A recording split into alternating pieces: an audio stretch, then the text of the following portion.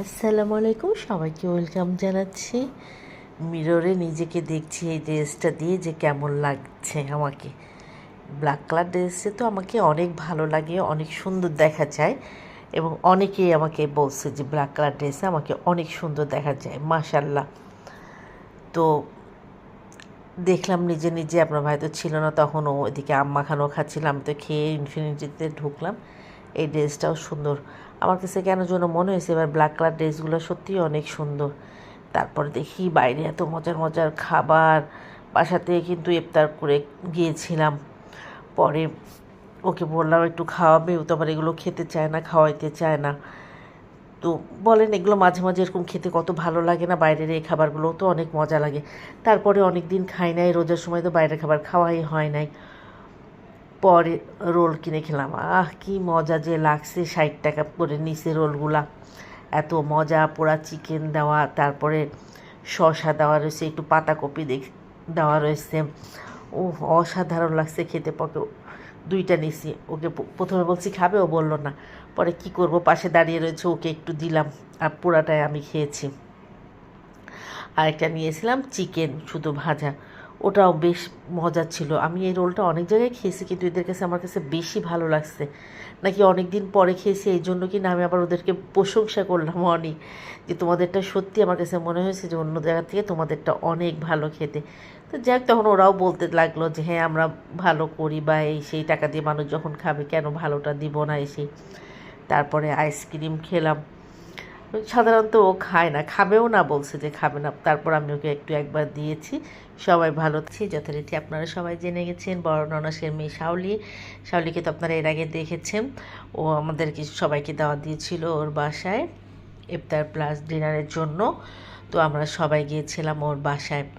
এই দেখেন, ও আমার জন্য আর তানিয়া মানে ওর দুই মামির জন্য ড্রেস কিনেছে। ওরও এখানে একটা আছে, তিনটায় বের করে দেখাচ্ছে যে মামি তোমাদের যেটা পছন্দ তোমরা সেটা নিয়ে নাও। যেহেতু তানিয়ার ছোটো, তো তানিয়াকে আমি বললাম যে তুমি আগে একটা পছন্দ করে নাও, তারপর আমি নিচ্ছি। পরে ও দেখলো, দেখে আরও সে পছন্দ করতে পারছে না, পরে বললো যে ভাবি আপনি আগে নেন, তারপরে আমি নিচ্ছি। পরে এত সুন্দর ড্রেস, আমার তো হট করে একটা ড্রেস পছন্দ হয়ে গেছে, পরে আমি একটা নিয়েছি। এদিকে আবার এত রকম জিনিস আয়োজন করেছে ওই ইফতারের জন্য, অনেক কিছু। পরে যে বললো যে সব আমি টেবিলে দিয়ে দিচ্ছি, বুফে সিস্টেমের মতন, যে যার মতন নাও, নিয়ে নিয়ে বসে খাওয়া ইফতারটা করা আর কি। এখানে হচ্ছে একটা মোহিতো করেছিল, একটা গুড়ের শরবত করেছিল, আর একটা ছিল হচ্ছে তেঁতুলের। পরে তেঁতুলেরটা প্রথমে আমি খেয়েছি, পরে বড় একটা মগেও আমাকে দিয়ে গেছে যে মামি এটা একটু খেয়ে দেখো কেমন, এত মজা করে বানাইছে খুব। তারপরে হচ্ছে এই শর্মাটাও অসাধারণ, অনেক ভালো লাগছে। অনেক জায়গায় শর্মা খেয়েছি, কিন্তু এই শর্মাগুলো মানে খুব ভালো, আমি তো 2টা শর্মা খেয়েছি। তারপরে পেঁয়াজি ছিল যথারীতি, যেগুলো মানে বাসায় তৈরি করেছে তো করেছে। আর আপু আসার সময় নিয়ে আসছিল হালিম, যেটা অনেক মজার ছিল। আপুর রান্না তো বরাবরই অনেক মজার। এই যে আমরা সবাই নিয়ে বসে গেছি। এইটা দাওয়াটা বেশ অনেক দিন ধরেই চলতেছে। একটাই প্রথমেই ছিল যে আমার বাসায়, আমি বলছিলাম যে আমার বাসায়।